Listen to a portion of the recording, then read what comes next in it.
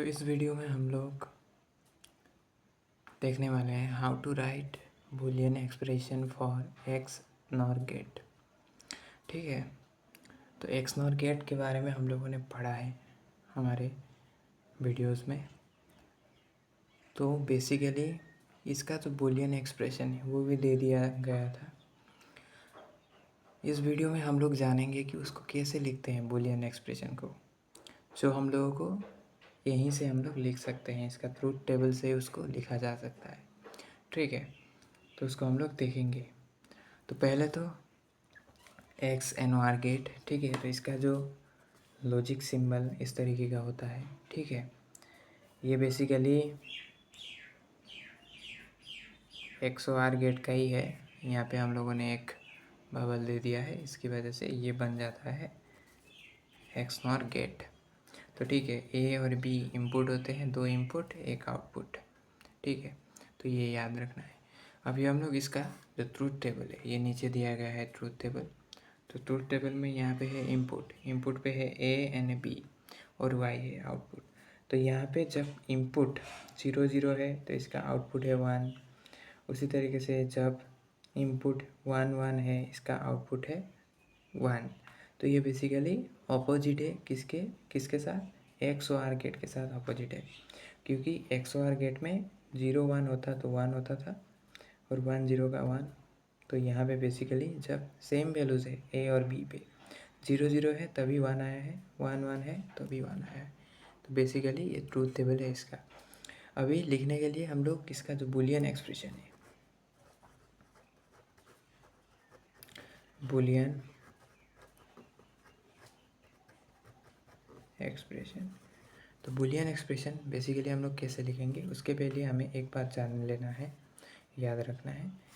देखिए यहाँ पे ए का वैल्यूज़ है कि नहीं, 0 0 1 1, बी का वैल्यू है 0 0 0 1 0 1। तो एक याद रखना है जब भी हम लोग, क्योंकि 0 ए भी हो सकता है 0 बी भी हो सकता है, उसी तरीके से 1 ए भी हो सकता है, 1 का वैल्यू मतलब बी भी हो सकता है। किसी का वैल्यू 1 हो सकता है, किसी का भी वैल्यू 0 हो सकता है ए और बी में। तो बेसिकली यही याद रखना है, जब हम लोग 0 वैल्यू से मतलब वैल्यू 0 है तो ये बेसिकली अगर ये वाला जो है, ये वाला ए का एरिया है, ये वाला बी का। तो अगर इस एरिया में अगर देखें तो अगर वैल्यू यहाँ पे 0 है तो हम लोग देंगे उसको ए कॉम्प्लीमेंट।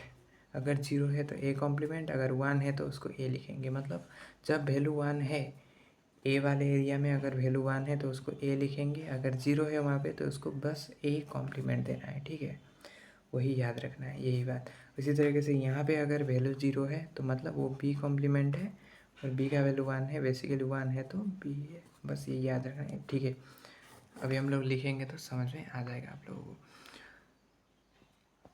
तो यहाँ पे देखते हैं, जब यहाँ पे y का वैल्यू 1 है तो y का वैल्यू यहाँ पे 1 है, तो ये भी चेक करना है कहाँ पे y का वैल्यू 1 है। तो यहाँ पे 1 है, यहाँ पे 1 है। फर्स्ट थिंग हमें यही चेक करना है, यहाँ पे 1 है वैल्यू, यहाँ पे 1 है। अभी हमें क्या करना है, यहाँ पे 1 है तो इस वाले वैल्यू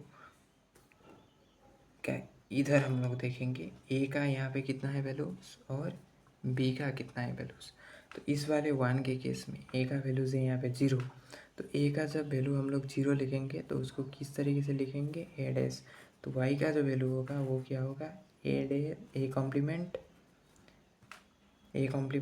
और यहाँ पे b क्या है, 0 है।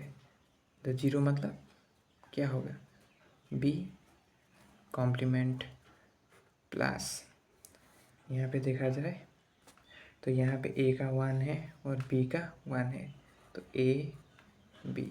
तो ये जो है यही है Boolean expression for X N O R gate.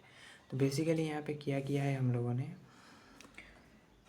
पहली बात, जब ये पता है कि कहाँ पे ए कॉम्प्लीमेंट होगा तो 0 लिखें, 0 होगा तो ए कॉम्प्लीमेंट, 1 होगा तो ये याद रखना है। उसके बाद पहला स्टेप है कहाँ कहाँ पे वैल्यूज़ आउटपुट में 1 है, बस वही वैल्यूज़ देखना है। और इसके रेस्पेक्टिव इधर ए का वैल्यू कितना है, बी का वैल्यू कितना है, उसी के हिसाब से ए और बी को लिखना है। अगर 0 0 है तो कॉम्प्लीमेंट लगेगा, 0 नहीं है तो सिंपली ए और बी हम लोग मल्टीप्लाई कर देंगे। तो इस तरीके से इस चीज़ को लिखना है, ठीक है। फिर से एक बार समझा देता हूँ। यहाँ पे 1 है वो चेक करना है, आउटपुट में कहाँ कहाँ 1 है वो चेक करना है। उसके रेस्पेक्टिव हमें देखना है कि ए का वैल्यू क्या है, बी का वैल्यू क्या है। उसके हिसाब से अगर 0 है ए का वैल्यू तो ए कॉम्प्लीमेंट लिखेंगे उसको, बी का वैल्यू 0 है तो उसको बी कॉम्प्लीमेंट, बी का वैल्यू 1 है तो बी लिखेंगे, ए का वैल्यू 1 है तो ए लिखेंगे। तो इस तरीके से इसका बूलियन एक्सप्रेशन लिखा जाता है, ठीक है। तो समझ में आया हो तो लाइक कीजिए और चैनल को सब्सक्राइब कीजिए। Thank you.